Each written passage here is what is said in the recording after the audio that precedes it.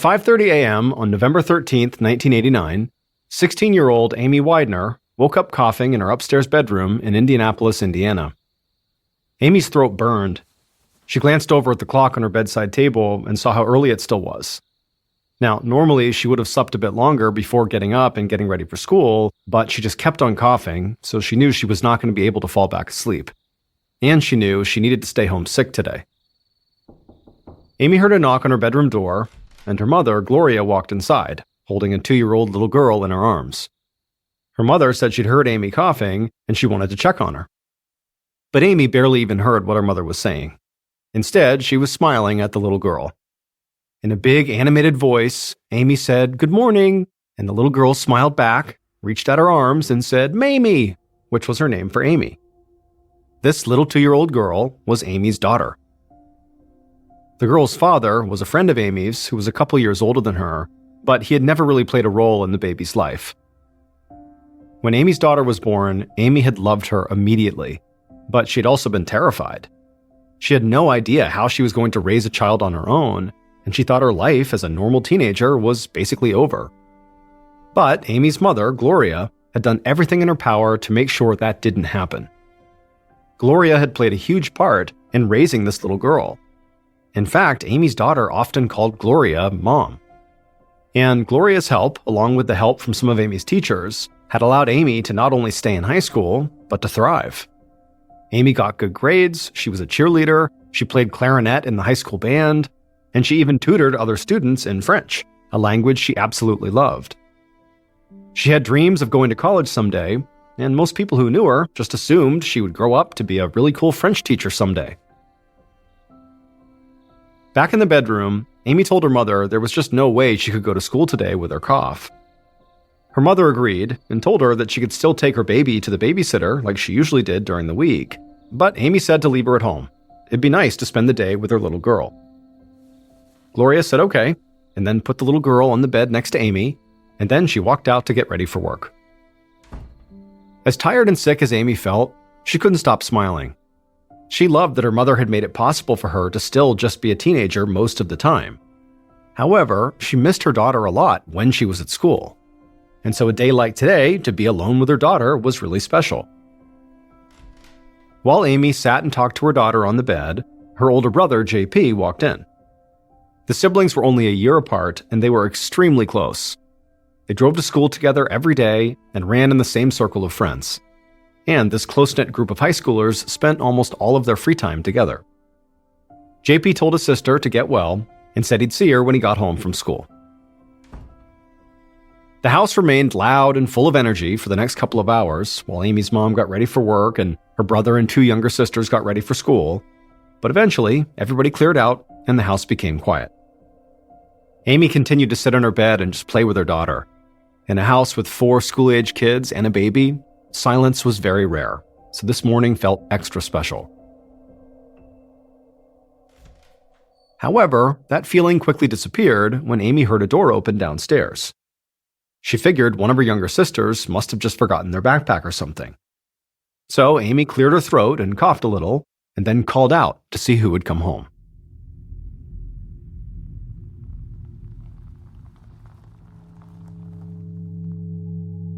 A little before noon, a few hours after Amy and the baby had been left alone, Amy's mother, Gloria, pulled her car up to the front of the house. She had called Amy several times from work, but she hadn't gotten an answer. She worried that since Amy was sick, she might have fallen asleep, and she just wanted to make sure Amy and the baby were okay. Gloria got out of her car, rushed up the walkway, unlocked the front door, and walked inside. She called out for Amy, but she didn't hear anything. Then, as she walked through the front room and reached the bottom of the stairs, she froze. Amy's little girl was sitting on the landing at the top of the stairs all by herself, and she was crying. And she had blood on her pajamas. Gloria instantly ran up the stairs and picked up the baby and held on to her tight, and then she ran through the upstairs hallway and called out for her daughter again, but still didn't get any answer. Gloria reached Amy's bedroom and opened the door. She looked over at the bed and immediately began to scream.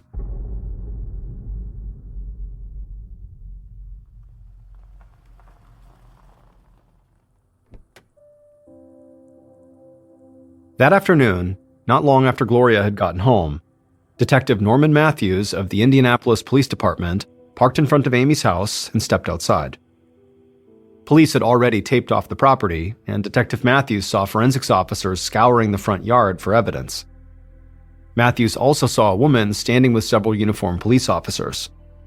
The woman was crying, but at the same time, she was gently bouncing a little girl in her arms, doing everything she could to make sure the girl wasn't scared or upset. Matthews put on gloves, ducked under the crime scene tape, and walked into the house through the front door. More forensics officers were busy searching both floors of the house, and one of them pointed Matthews upstairs. Matthews walked up the steps, went down the hall, and into Amy's bedroom. A camera flashed as a forensic photographer took pictures of the scene in the bedroom, while Matthews just stood there inside the doorway, staring at the bed. There, he saw Amy Widener's lifeless body. Her face and her red hair were bloody, she was naked, and there was blood all over the sheets and on the wall above her. Matthews stepped closer to the body, and he could see cuts and a deep gash on Amy's forehead, and there was bruising on her throat, arms, and legs. The attack on this young woman looked vicious and uncontrolled, which was horrific enough in and of itself. But when Detective Matthews had gotten the call to come to this house, he'd been informed that this attack had taken place while the victim's 2-year-old daughter was present, and that information made this crime scene much, much worse. Detective Matthews met with the forensics officer who was working in the bedroom.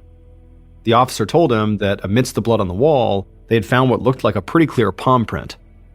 The officer said the forensics team would carve out that section of the wall to make sure the print was preserved in its entirety, in hopes they could eventually find a match in their databases. For reference, in 1989, DNA testing was still very much in its early stages, and so it was not being used as an investigative tool by the Indianapolis Police Department. Matthews stepped out of Amy's bedroom and, along with several other police officers, started a full search of the house. The front door had apparently been locked when Gloria had come home to check on Amy and the baby, and there was no sign of forced entry. But Matthews and his team found that the sliding glass door on the back patio was unlocked. He also found that Amy's brother's bedroom looked like it had been ransacked. The dresser drawers were open, and it appeared that some pieces of stereo equipment had been pulled out of the wall and stolen. And so on the surface, this murder now looked like it could have been the result of a burglary gone wrong. Maybe someone had shown up to rob the place and heard Amy or the baby upstairs, and then just attacked and killed Amy like a target of opportunity. But as Matthews and his team combed through the rest of the house, something hit him. No other rooms looked like Amy's brother's room. There were no signs of robbery anywhere else. If this was a robbery gone wrong, Matthews figured that whoever did it must have been familiar with the house. They must have known exactly where that stereo equipment was and had come there specifically to get it. Matthews knew he did have a witness that might be able to identify the intruder, especially if the intruder was someone who had been to the house before. But there was a big problem with this, because that witness was just 2 years old. After Matthews and his team had completed their initial search of the house, he met with Amy's mother, Gloria, outside. Gloria was able to confirm that stereo equipment was missing from her son's room. She also said JP usually kept about $50 in cash in a dresser drawer, but that was gone too. Matthews told Gloria that this information was extremely helpful, but there was something more important that he needed from her. He needed her permission for police to question her granddaughter. The idea of putting her granddaughter through any more stress after what that little girl had been through that day made Gloria feel very uneasy. But her daughter had just been brutally murdered, and so she needed the killer to be found and brought to justice. So she agreed to Matthew's request. Gloria and Amy's 2-year-old daughter took a seat on the front porch, along with Detective Matthews and a police officer who specialized in working with young kids. And that officer introduced herself to Amy's little girl and then handed her some finger puppets. And then she asked the little girl to use these finger puppets to tell everybody what had happened that morning. And then that officer and the others watched and listened as the little girl used the finger puppets to act out a scene. She made it look like 2 of the puppets were fighting for a little while, and then she said later on, Mamie was laying on the bed. The little girl had said she had tried to lift Mamie up, but then said Mamie was just too heavy. When Gloria heard her granddaughter say this, she just broke down, and Matthews and the other officer tried not to show how much this affected them. The fact that this little girl had clearly seen her mother get murdered was not something they could just shake off. Eventually, the officer who specialized in working with young kids asked the little girl one more question. Did she know the person who had come into Mamie's room? But all the little girl could remember was that the person was Strong. Detective Matthews told the little girl what a great job she'd done, and then he asked Gloria if he could speak to her alone for a minute. Gloria told her granddaughter to stay with the police officer and she'd be right back. Then she followed Matthews off the porch. Matthews told her that the fact her son's room was the only room that had been robbed led him to believe that the killer was very likely another young person who her kids knew.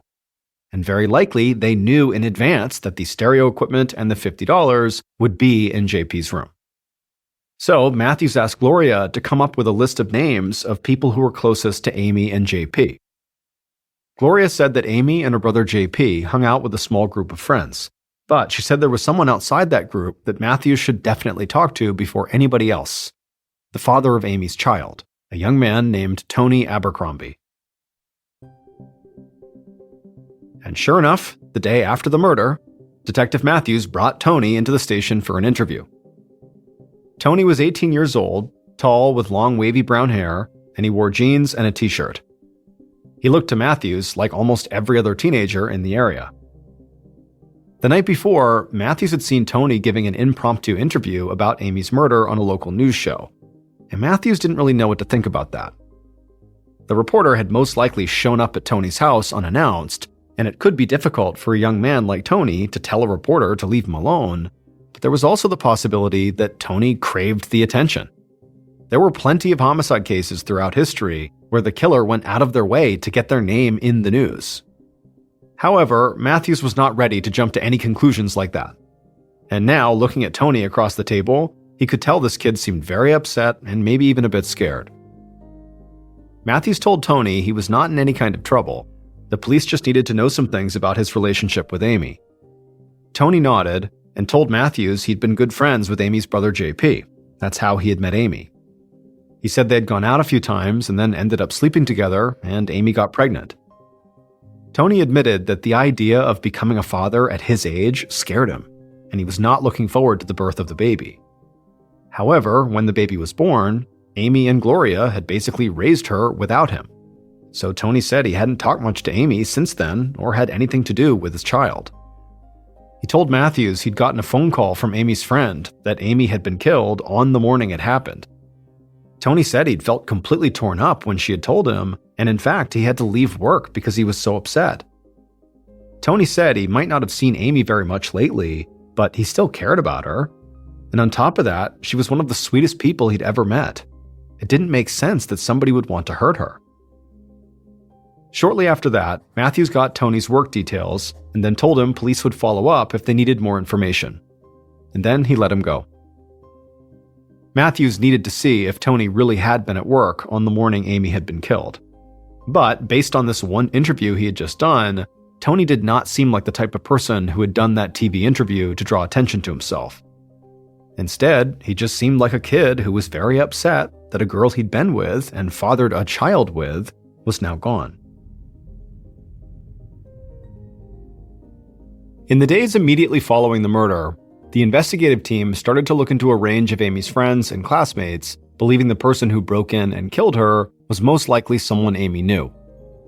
But, based on what he'd seen at Amy's house, Detective Matthews had also developed a new theory. Maybe there hadn't been a break-in at all. Maybe Amy's brother JP had killed her and then ransacked his own room to try to throw off the police. So, Detective Matthews met with JP multiple times. And in every meeting, JP made it very clear how angry and upset he was that police would even think he could do something like this to his sister. He said he loved Amy, maybe more than anybody else in the whole world. They had been so close ever since they were little kids. But despite these multiple interviews and Detective Matthews' continued interest in JP, the detective did not find anything linking him directly to the crime. His fingerprints were all over the house, including inside of Amy's room, But that was expected. He lived there, so it really didn't mean anything. And there was nothing JP did in the aftermath of the murder that added more suspicion to him. In fact, JP just seemed devastated by the loss of his sister. And then on November 17th, so 4 days after Amy's murder, when Amy's friends and family all gathered together for her funeral, JP shared countless stories about some of the best times he'd spent with his sister. He said because they were so close in age, it was like they weren't just siblings, they were more like really good friends. At the funeral, JP, along with JP and Amy's mutual friend Rodney, and some of Amy's girlfriends, did their best to try to console Amy's younger siblings and her mother Gloria.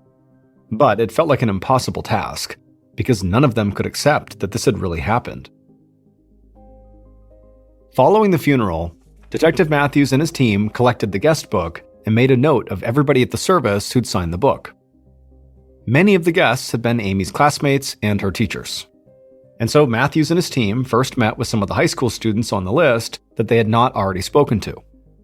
But none of these interviews really led anywhere.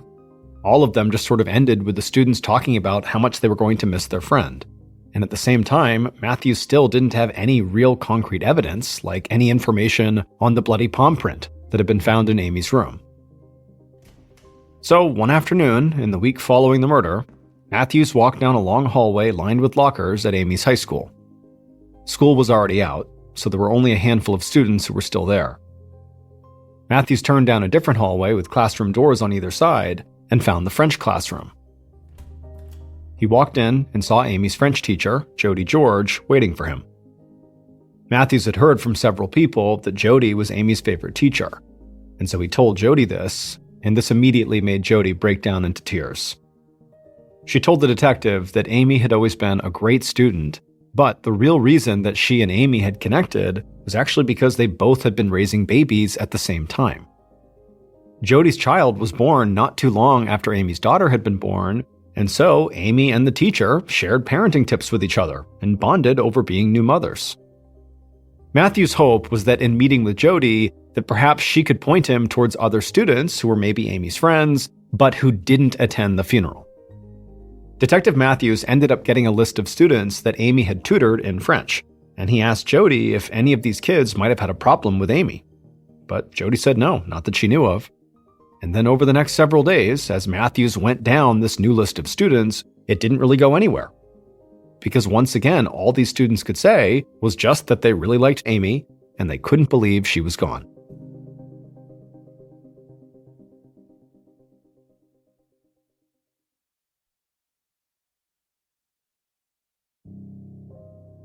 By the end of November, about 2 weeks after the murder, Matthews felt like he had spoken to every high school kid in town, and he still wasn't any closer to finding Amy's killer. Tony Abercrombie, the father of Amy's daughter, looked like he had a solid alibi, as did her brother JP, who was seen in class by multiple people at the time his sister was killed. And when Matthews finally got the results on that bloody palm print that had been on the wall in Amy's room, it didn't match Tony or JP's prints. It also did not match any of Amy's friends that police had interviewed, or any prints in any criminal database. So Matthews felt like he basically had nothing, and now he wondered if he'd just been plain wrong the whole time. Maybe Amy didn't know her killer, and it was just some random stranger that had broken into the house and killed her. And if that was the case, it meant the suspect pool could basically include almost anyone. Matthews and his team continued to follow any potential leads, and they returned to the crime scene to see if there was anything they might have missed. But as 1990 began and several more months passed, it became clear the police had no real suspects. Amy's family still got together with Amy's friends and that French teacher Jody to share stories and keep Amy's memory alive, but most of them came to believe that her murder would never be solved. And as even more time went by with no new leads, some members of the investigative team started to feel the same way. And eventually, Detective Matthews and the rest of the investigative team had to focus on new cases. And so Amy's murder case went cold, and it would stay that way for a long, long time.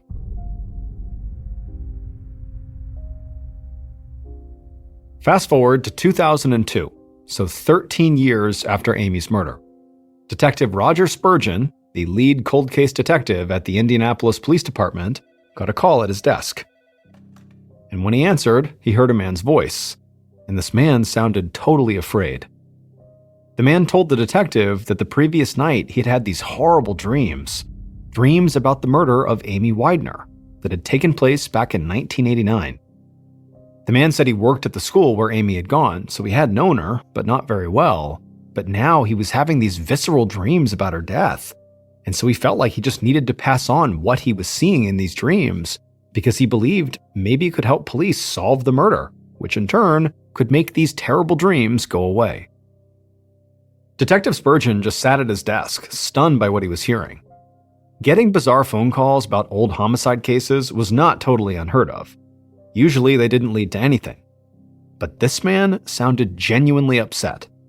And so, operating on a hunch, Spurgeon took down notes on these dreams the caller was having. And after the call was over, Spurgeon pulled Amy's case file. The caller's supposed dreams did give a lot of details about Amy's murder. But for the most part, these details had all been covered in the press at the time of Amy's death, or in the years following. Spurgeon figured this caller was not the most dependable source, but he couldn't just let this go. After all, this man could have details about the murder, not because he was dreaming it, but because he was involved. And so the detective dug into this man's background, and he discovered that he did in fact work at Amy's high school, like he had said. So Spurgeon went to the school and met with several teachers and administrators who knew the caller, and many of them had actually worked at the school when Amy was killed as well. Now, during these initial few conversations, nothing really stood out to Spurgeon, but then the school's guidance counselor told Spurgeon something that was really strange. They told him that they knew who the man was who claimed to have these dreams about Amy, and they said this man could not have killed her, because on the morning of Amy's murder, that man, the caller, had been working at the school. And the guidance counselor said on the day of the murder, this person, this man, kind of out of nowhere, had this violent episode where he just started screaming and kicking things. In fact, his episode had gotten so bad that eventually the counselor had to help the man out of the school and drive him home. This was definitely a new one for Detective Spurgeon. He'd gotten some strange calls before, but this man's dreams and now his episode on the morning of the murder were something else. Spurgeon followed up with the man who had called him about his dreams, and he even re-interviewed several people who'd been connected to the initial murder case. But just like during the initial investigation, nothing came out of these interviews. After several months of looking into the case again, the detective had nothing new. And so Amy's killer remained unknown and free. And soon her case went cold again. And it would stay that way for almost another decade.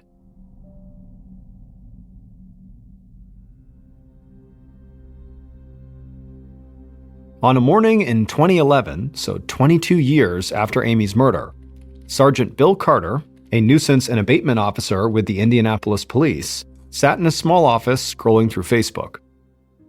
A nuisance and abatement officer is a cop who works directly with the fire inspector to check on venues like restaurants and clubs that might be breaking fire code.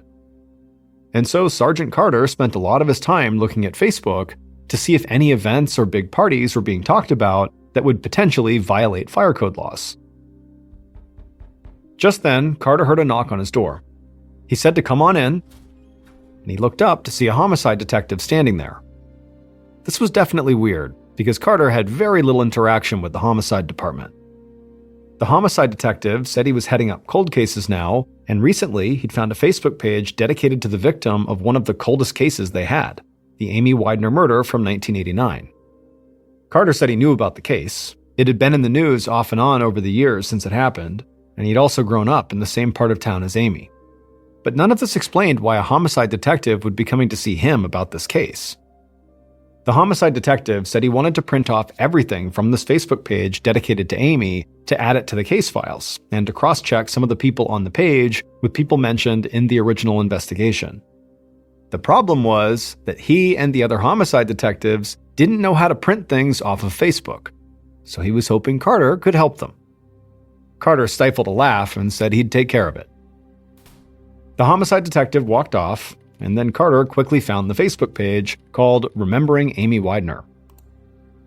Even though Carter was familiar with the case, seeing photos of Amy as a happy teenager really hit him. And as he read through the comments on the page, He saw how many people were still deeply affected by this murder. It just seemed so wrong that her friends and family had gone this long without any kind of closure.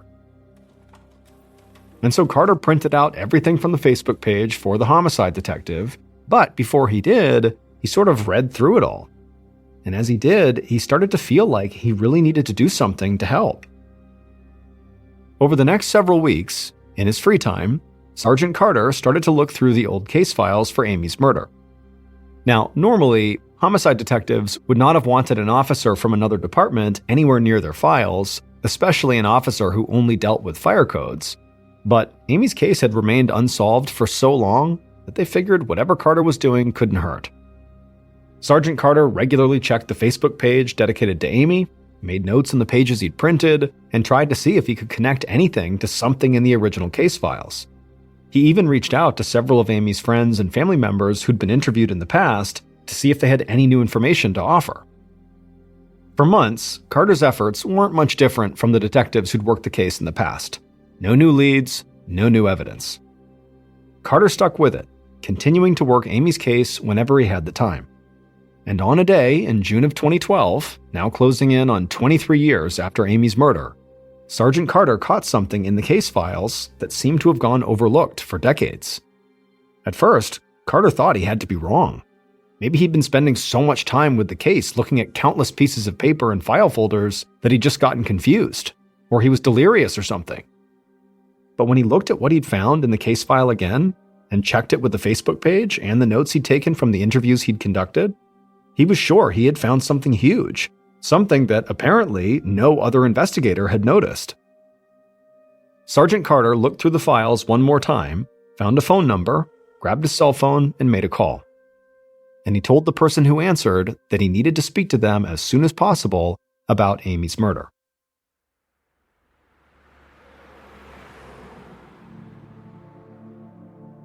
On June 27th, Carter headed over to this person's house to meet them. But when he got there, the person was gone and nobody seemed to know where they went. Soon, Carter found this person had emptied all their bank accounts, quit their job, and just disappeared without a word to anybody. Sergeant Carter couldn't believe it. For the first time in over 20 years, Indianapolis police thought they might be getting closer to solving Amy's murder. But now the person they needed to talk to had fled. And for all Carter knew, this fugitive could be halfway around the world already. A little over a week later, in early July, Carter was at the station with other officers from several departments. A team of Indianapolis police had been working with different agencies to try to track down the fugitive that they believed might be connected to Amy's murder. And now they were waiting to hear something, anything, that might help with their investigation. And luckily for Carter, it didn't take long for him to get what he wanted. And that day, a very excited officer approached Carter and the others. And he said, using credit card data, investigators had discovered that the fugitive had rented a car in town. And using that rented car's OnStar security service, they now knew exactly where that car was parked. Carter asked where it was, half expecting it to be on the other side of the country or somewhere across the border. But the officer said that was not the case at all. The rental car was at a house right here in Indianapolis. Minutes later, police cruisers roared down a residential street and pulled up to a house. Carter and the other officers got out of their cars and quickly approached the front door. Right there in the driveway was the fugitive's rental car. As Carter prepared to knock on the door, several other officers around them put their hands on their holsters, ready to draw their weapons. They didn't know if the fugitive was even inside, but they had to be prepared for anything. Once they were ready, Carter knocked on the door. Moments later, a man answered. Carter told the man who they were looking for, and as soon as he did, suddenly there was a scream coming from inside the house. Carter and several other officers bolted inside, and they found the fugitive standing there in the kitchen. And there was blood running down from the slash on their wrist, and they were holding a knife to their own throat, threatening to kill themselves if the cops came any closer. Carter and the other officers took a breath and tried to keep everybody calm. Several officers talked to the fugitive, urging them to put the knife down and to get medical help. And slowly, the tension in the room eased a bit, and the fugitive did drop the knife. At that point, officers rushed the fugitive, trying to stop the bleeding from their wrist, while making sure the fugitive couldn't hurt themselves or any of the officers or try to make a run for it. An ambulance soon arrived and paramedics sped the fugitive to the hospital, with police following closely behind. And luckily, the fugitive got medical help just in time.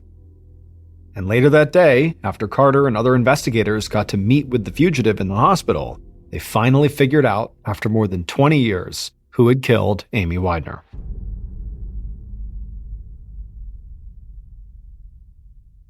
Based on information from the fugitive's statements, evidence found at the murder scene, and interviews conducted over the course of multiple investigations, the following is what police believe happened to Amy Widener on the morning of November 13th, 1989.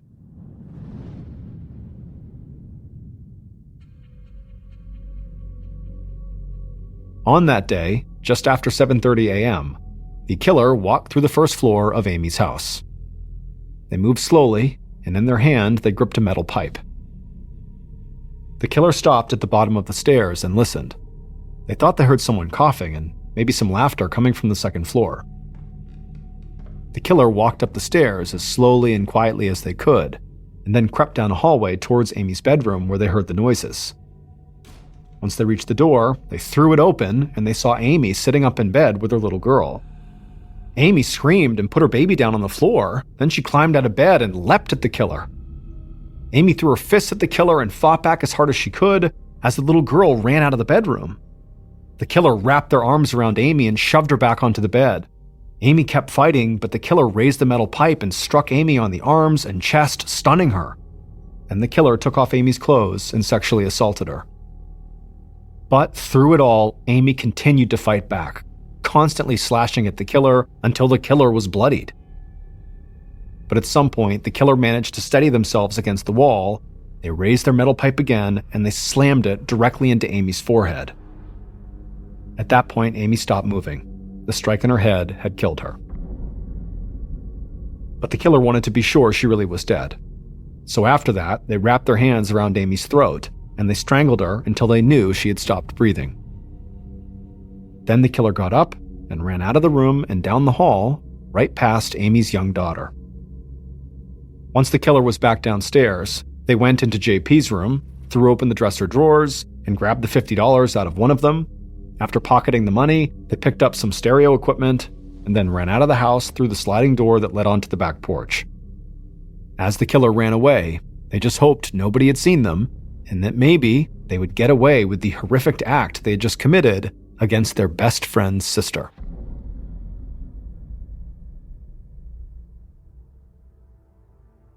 Rodney Dank, who was JP's best friend and who would remain close to the family following Amy's murder, had been Amy's killer.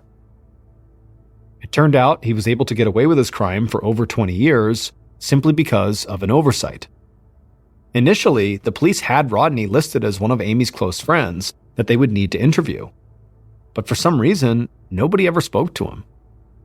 Rodney did not get questioned in the initial investigation or in the secondary investigation when that man had called in to tell police about his dreams. This oversight was what Sergeant Carter, the nuisance and abatement officer, noticed when he started digging into Amy's case in his spare time.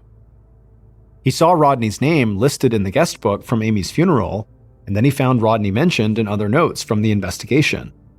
But he didn't see any record of Rodney ever being interviewed. So Carter tracked Rodney down and set up a meeting with him. At the time, Carter did not have any idea if Rodney had a connection to the murder or if he could even offer any information. He just wanted to speak to Rodney because nobody ever had. But when Carter went to meet Rodney and realized he had fled, that immediately made Rodney the first major suspect the police had in the case in 2 decades. After police finally caught up to Rodney, they discovered that his palm print matched the bloody print found in Amy's room. And while Rodney was recovering in the hospital, he would confess to what he did to Amy. However, in his confession, he did not make it clear if he had gone to the house with that intent, or if he had simply gone there to rob his best friend JP, and then she had been a target of opportunity. It was also never clear if the man who had called the police in 2002 really experienced those dreams that supposedly showed Amy's murder. And police also don't know what caused that man's violent episode on the day Amy died. However, they do know that that particular man who called in about his dreams had absolutely no involvement in Amy's death. Ultimately, Rodney Dank was sentenced to 65 years in prison. Sergeant Carter was named Investigator of the Year by the Indianapolis Police Department based on his work on this case. As for Amy's daughter, she was raised by Amy's mother, Gloria. And when she reached high school, she actually had Jody George, Amy's favorite teacher, for French. And when she graduated, Jody would tell her, "I just remember so many things about your mother and how your mother felt about you. And I know your mother would be so proud of you right now."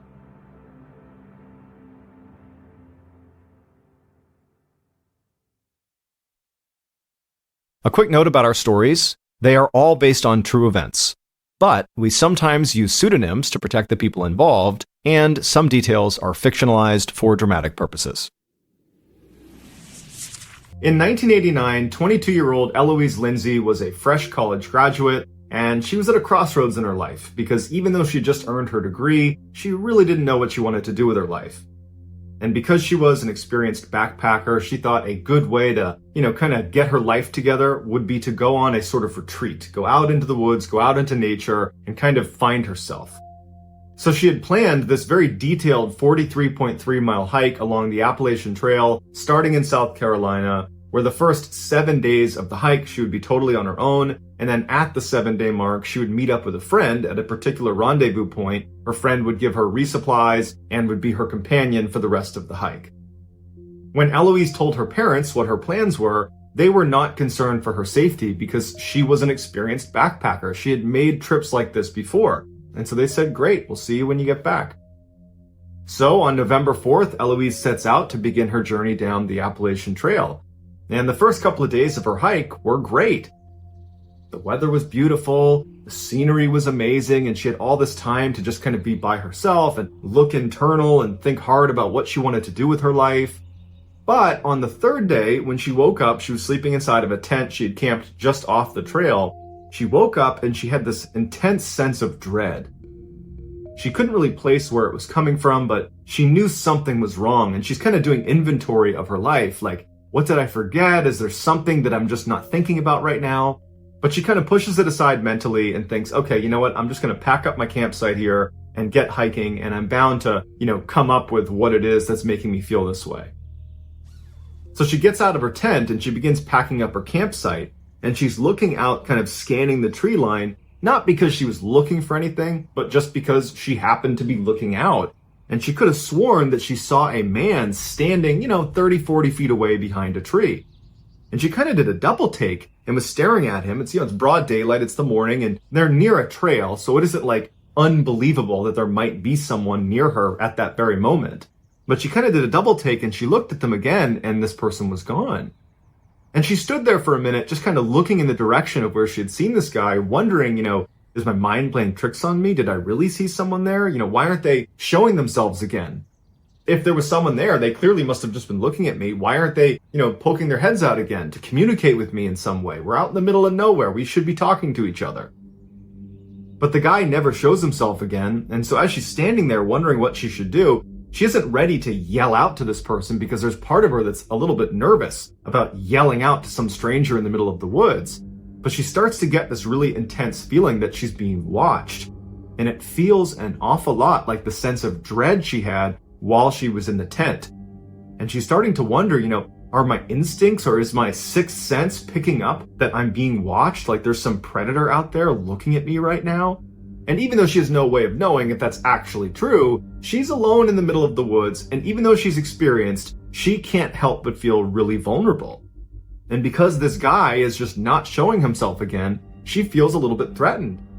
And so she begins to panic and she starts packing up all of her stuff as quickly as she can. And as soon as she can, she takes off down the trail away from that guy she saw in the woods. As she was walking down this trail, she couldn't help but think someone was right behind her. And she kept turning around to see if this person or whoever it was behind her, and no one was ever there. But this visceral feeling that she was being watched, that sense of dread she had, it just was not going away.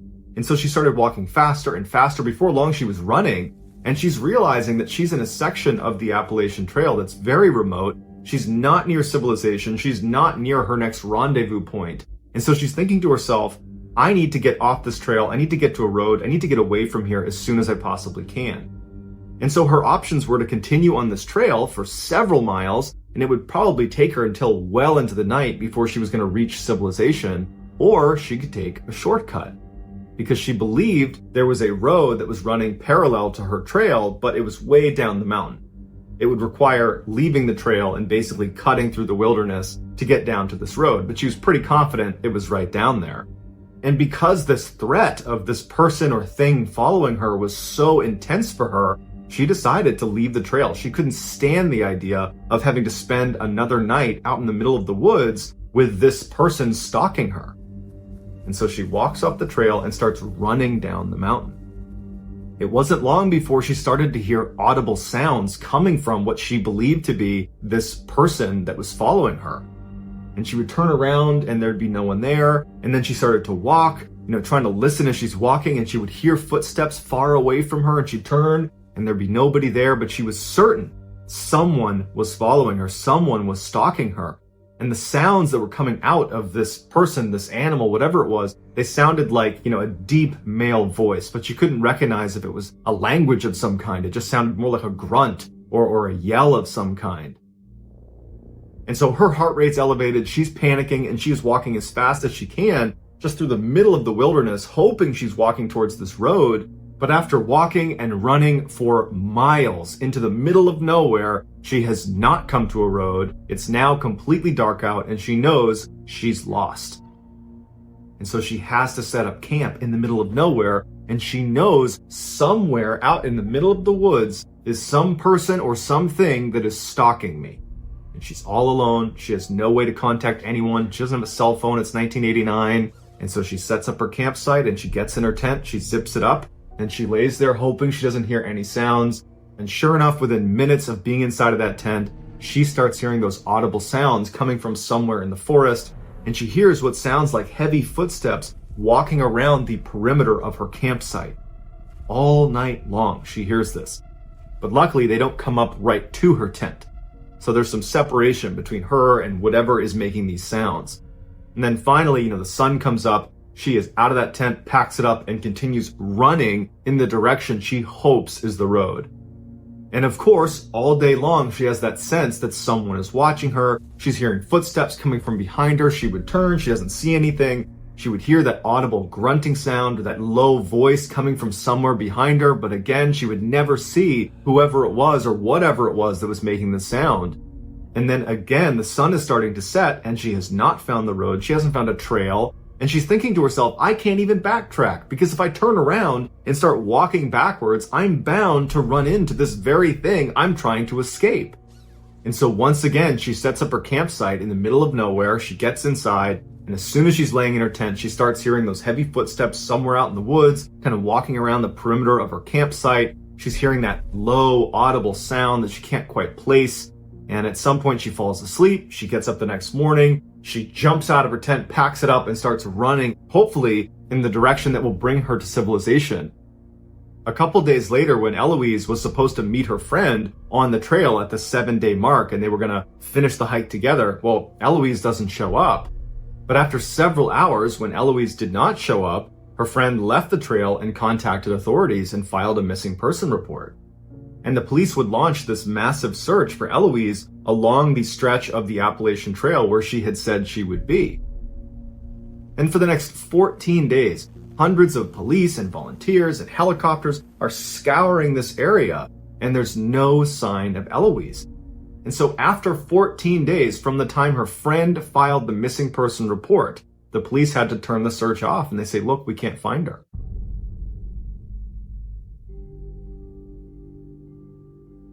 Two days after the search was terminated, so 23 days after Eloise had initially set off for her trek through the Appalachian Trail, a hunter that was out in the middle of nowhere near the Appalachian Trail discovers Eloise perched up against a tree. She's totally emaciated, she's dehydrated, she's delirious, but she's alive. At first, she was terrified of the hunter because she believed the hunter was this person that had been following her. But when she realized he was there to help, she went with him. She was brought back and brought to a hospital, and she was checked out. And besides being dehydrated and, emaciated, she was okay. And she would detail in multiple interviews and in her official statement that she had been chased for the past almost 3 weeks in the middle of the woods, and she doesn't know who it was or why they were chasing her. And then interestingly, she said right before she was found, so a couple of days before this hunter finds her, this person, this thing, whatever it was that was following her, got so close to her a couple different times that she was so scared she ditched her backpack that contained all of her life-saving equipment, like her sleeping bag and her tent, and it had some food and water in there. She ditched that so she could be lighter, so she could run faster away from this thing that is chasing her in the woods.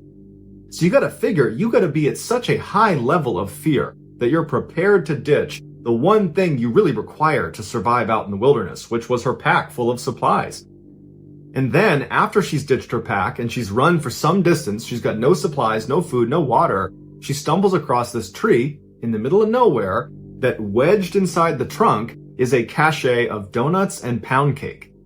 And so she takes the donuts and pound cake, and between that and the stream water she had found, that's what kept her alive for the last few days before she was found.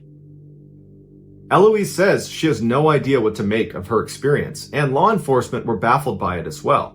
Some people think Eloise had a mental break, and she effectively made this whole situation up. That she really was lost in the woods, but no one was chasing her, and she was just kind of paranoid and running around the wilderness for a couple of weeks. Other people, including park rangers that work that stretch of the Appalachian Trail, believe it's possible she could have been stalked by wild men, which are basically people that live out in the mountains that are effectively feral, that live off the land, and they've been known, according to local legend, they've been known to attack park rangers, and people that live out in that area have claimed to have seen these wild men, and they kind of match the description of what she was describing. But as of right now, there's no official explanation for what happened to her other than she got lost and was found again.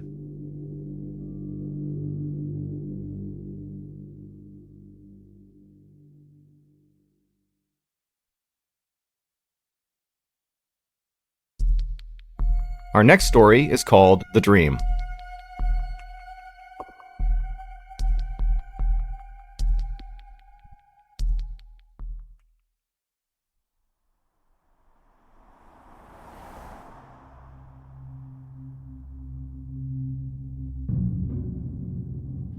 On March 7th, 1975, 21-year-old Mark Hansen, along with two of his friends from college, Ben Fish and John Chidester, arrived at a parking lot on the eastern side of the Appalachian Trail. All three of the young men were in incredible physical shape and were excited to spend their spring break challenging themselves on some of the trail's most rigorous hikes. The day before they were supposed to go, they almost canceled the trip because there was this terrible weather system that was coming over the trail, and they were thinking, it's going to be dangerous, it's not such a good idea. And then they started talking some more, and they were like, well, we're already going to, challenge ourselves. It would be even more challenging to hike these really difficult trails with the inclusion of bad weather. So this is another way to, test our abilities. And so they kind of got pumped up at the idea of hiking the Appalachian Trail in terrible weather. So the guys arrive in the parking lot, the windshield wipers are furiously working to keep the pouring rain off. They hop out and they're getting soaked by the rain. They put on their ponchos, they grab their heavy packs, and they make their way over to the trail.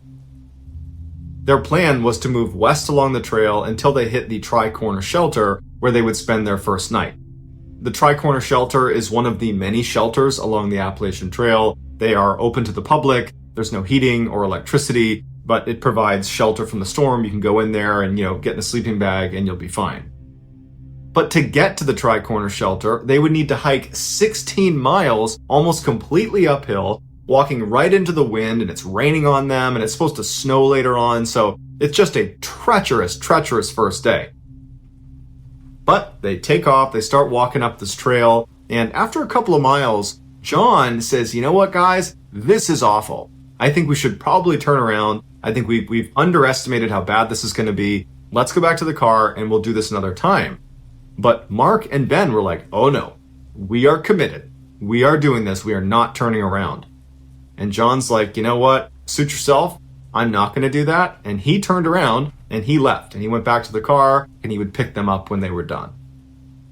After John turned around, Mark and Ben, they felt good. They felt tough. They're going to stick this hike out And so they take off again, and Ben's in the lead, and Ben seems to be handling the poor weather and difficult hike and heavy pack a lot better than Mark is. In fact, over the next several hours, Mark would drift farther and farther back, and Ben would need to wait for him, and Mark would be hunched over, really just struggling with this hike.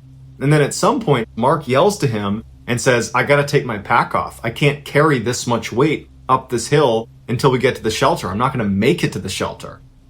And Ben would say to him, if we don't get to the shelter for some reason, you're gonna be stranded out here in this storm without any warm clothes, without your sleeping bag, without your tent, without your food, without your water. It's way too dangerous. You have to keep your pack on.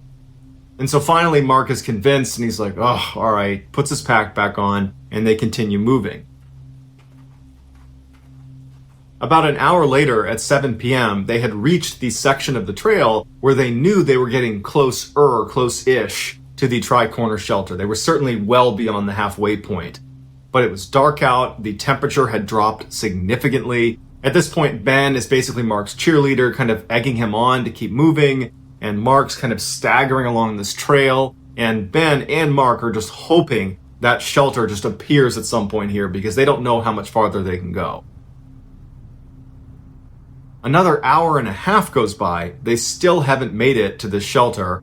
Mark is groaning. He can barely move. It's pitch black. The rain has now completely shifted over to snow, and it is just dumping snow on them. And Ben is concerned that, somehow did we take a wrong turn, even though they were on a really well-marked trail, and he knew they hadn't. He figured they must be so close at this point. And it was around this time that Mark yells out to Ben, I'm done. I can't go any farther. And he sits down right in the middle of the trail. He's sitting down with his pack, and he's just laying there, and Ben is like, come on, we're so close, you can't sit down now. And Mark's like, I'm not moving. I can't do any more. I'm gonna sleep right here. Ben knows this is a bad idea. They did have warm clothes and sleeping bags, and they probably would be just fine sleeping out in the middle of the trail, but it just seemed so unnecessarily risky when there's probably a shelter maybe a couple 100 meters away, and he would turn out to be right. And so he decides he's going to walk ahead on the trail, and he's going to see if the shelter's there, but he only went about 100 meters. He was within maybe 100 meters of the actual shelter, but he never saw it. And so after going ahead and feeling like, man, I don't want to drag Mark any farther, if there's no shelter ahead, for all we know, we took a wrong turn. And so he turns back around and he goes back near Mark, not next to him, but close enough to him that he can see him. And he sits down on the trail too. He gets his sleeping bag out, he crawls inside, and he falls asleep.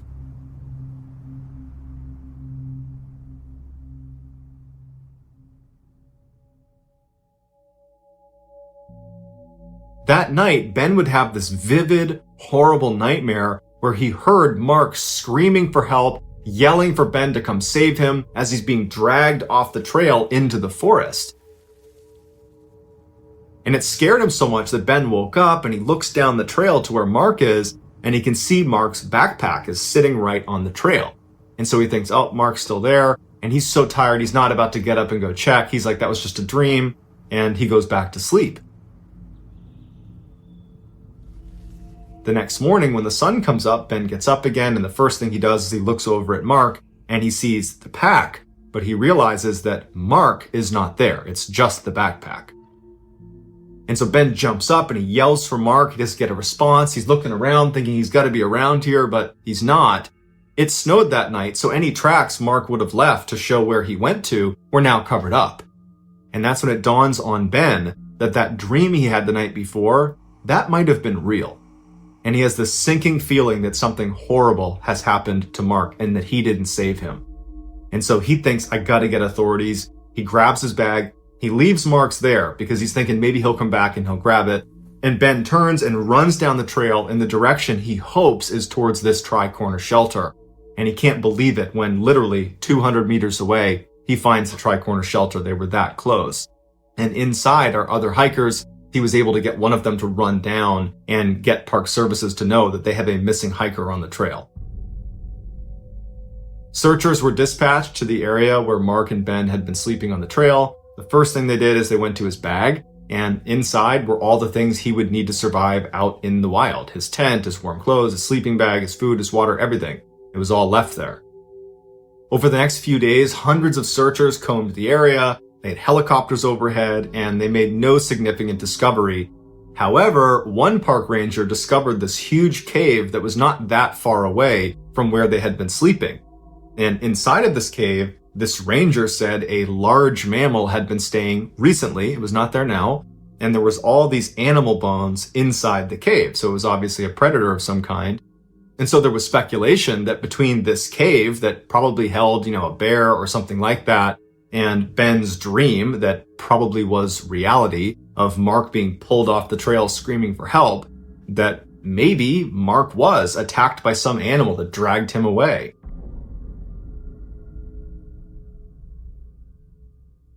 On the 9th day of the search, Mark's body was found. It was located 3 miles down the hill from where he and Ben had been sleeping up on that trail. Mark was positioned up against a tree. His jacket was open, his gloves were off, and his boots were off, and they were placed right next to him. An autopsy concluded he must have died within 24 to 36 hours of leaving that trail.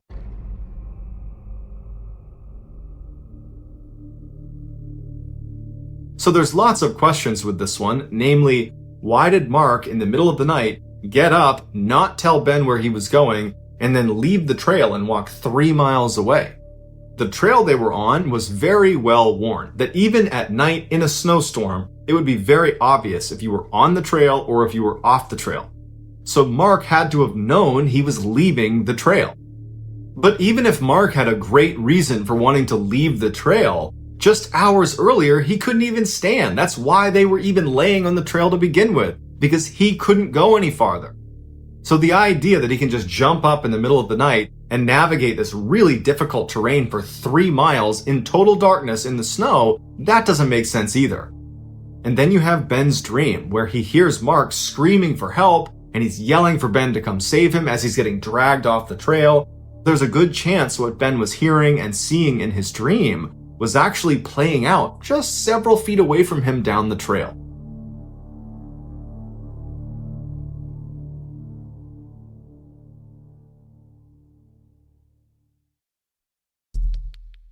The next and final story of today's episode is called Big Footprint.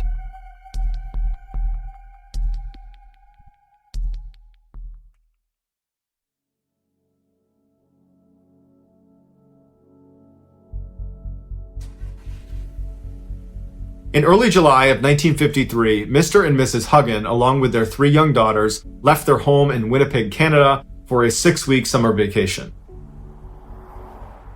They were headed to the girls' grandparents' summer cabin in Wade, Ontario, which is one of the more remote and wild sections of Ontario. Their cabin was right in the middle of this huge swampy forest, and they were not too far from one of the biggest lakes in Ontario called Fox Lake. The family arrived late on July 4th, so they didn't do anything when they arrived. They just hung out at the cabin. And then early the next day, all the adults decided they wanted to take the girls to Fox Lake for the day. So they began gathering all the supplies they would need while the 3 girls played outside the cabin. Now, there's no neighbors or anybody else anywhere near this cabin. And so it was totally normal to have the girls just play outside. They were not concerned about, them getting taken or something. And so the 2 older girls played in the front yard of the cabin, and Geraldine, the 5-year-old, was playing on the side of the cabin. So the 2 girls in front couldn't see Geraldine, and the adults, they were keeping their eye on all 3 girls, but they were mostly just kind of going in and out of the cabin, getting their stuff together, periodically poking their head out, but the girls were fine. At 10 a.m. that morning, the parents had finally packed up the car, and they were ready to collect the girls to head over to the lake. And so they went outside, they got the 2 girls that were out front, and they went to the side of the house, and they couldn't find Geraldine. Now, they weren't worried because where could she have gone? And so they walked around the house, they're yelling for Geraldine, and they asked the 2 girls, have you seen Geraldine? Where'd she go? And they're like, oh, we don't know. She was just over on the side of the house a minute ago. And so they can't find her outside. And so they go in the cabin thinking she must have gone in there because that's the only place she could be.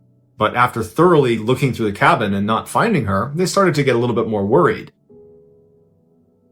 At this point, the adults start talking to each other and they're saying, did anybody see Geraldine in the past couple of minutes? Has anybody seen her? And they all said, yeah, I poked my head out the window and I saw her within the past 10 minutes right on the side of the cabin. And so they all agreed within the past 10 minutes, they had seen her right outside the cabin. So they're alarmed they can't find her, but they're thinking, we're gonna find her. They go back outside and they're looking around and they're yelling for her. Now, this is such a remote section of Ontario that there's really no noise pollution and sound travels really, really well. And so when they were yelling her name, it was booming through the woods. And even if Geraldine had, sprinted for 10 minutes away from the cabin, she still easily would have been within earshot, and all she had to do was just, yell back and they would see her. But she didn't yell back, and there was no sign of her anywhere. And so at this point, the family is panicking, and so they call the police. The police show up, and they're looking around thinking, we're not going to be able to search this very effectively on our own. This is a huge, wild, remote section of Canada. And so they called in some professional trackers that were familiar with this area to come in and help them with their search. They also called the army in Winnipeg to send over some people to assist as well. But as soon as the search started, the skies opened up and dumped rain all over the entire area, basically washing away any footprints that they could have used to potentially find her. As the day wore on and the sun was starting to set and there was still no sign of Geraldine, her father said something to the searchers that was intended to help them find his daughter, but it was just this incredibly heartbreaking comment. And what he told them was his daughter was afraid of the dark, and that once it got dark out in the woods here, she's just going to sit down and cry. And so that will stop her from moving farther away from us, hopefully, and we should be able to find her. But they didn't. And for 3 days, they looked everywhere for her, and there was no trace of her. And to make matters even worse is the weather had been really rainy and cold, not below freezing temperatures, but close, like in the 40-degree Fahrenheit range. And she just had a light shirt and shorts on. She was not prepared for the weather. On the evening of the third day, they found footprints that they believed to be Geraldine's high up on this ledge in some moss overlooking Fox Lake.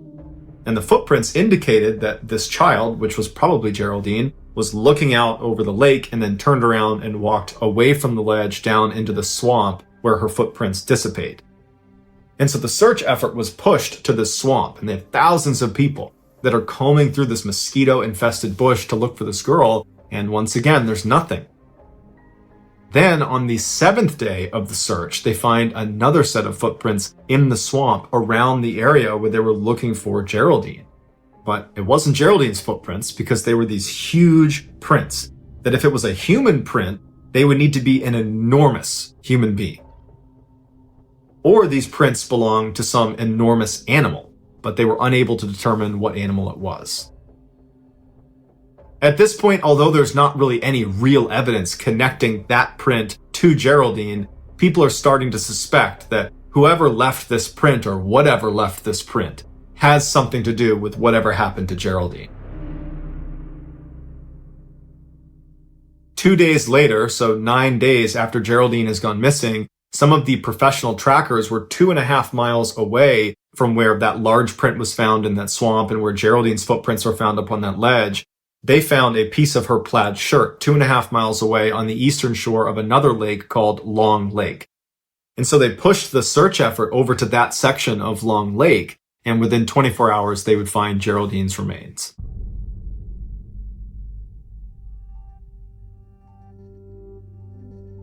The scene where Geraldine was found was bizarre. There was very little left of Geraldine, and from what was left, it was clear there had been significant animal predation.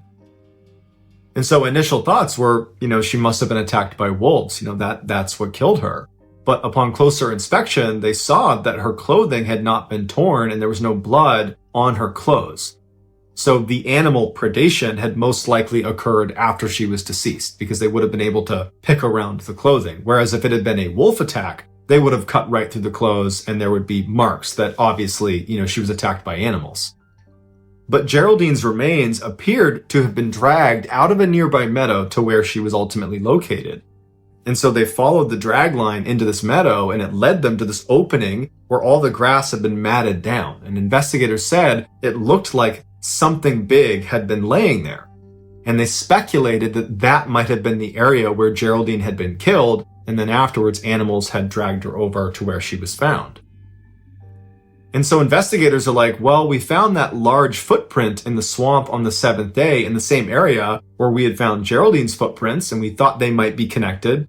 And now we're finding a large, what appears to be body print in this meadow that's right near where Geraldine's remains have been found. And so probably whoever or whatever left that print in the swamp is the same one that left this print here in the meadow, and therefore is probably Geraldine's killer. But this left investigators with two theories that didn't really make any sense.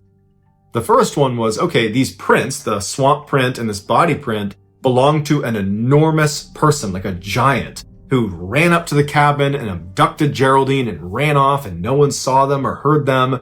And for weeks, they've managed to totally evade capture despite being, again, an enormous person lumbering through the forest. So that seemed really unlikely. One, that this giant person even existed. And two, that if this giant person existed, how could they not get caught? They're so big running through the forest, they would be easy to spot. But if you rule out the enormous person theory, you're left with the enormous predator theory, which does make more sense on the surface because there are enormous predators that have attacked humans, so that does happen. But when they looked at her remains, they ruled out a wolf attack, and really, they ruled out animal attacks. But if this is an enormous predator, how did it kill Geraldine? The family was told that unfortunately, because there wasn't enough left of her, they weren't able to determine a cause of death. And so their best guess is she was probably mauled by wild animals, but they would even level with the family and say, honestly, we don't know what did this.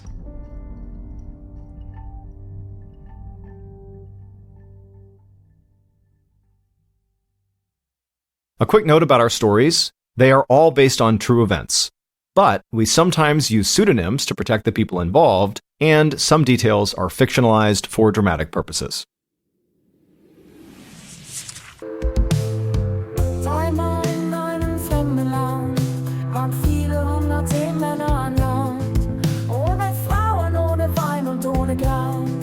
Oh, irgendwann erinnerst du dich dann und du hörst noch diese Lieder und du hörst die Musik von damals, die Liebeslieder und die Seemannslieder mit all dem Stolz der Seemännerschichten.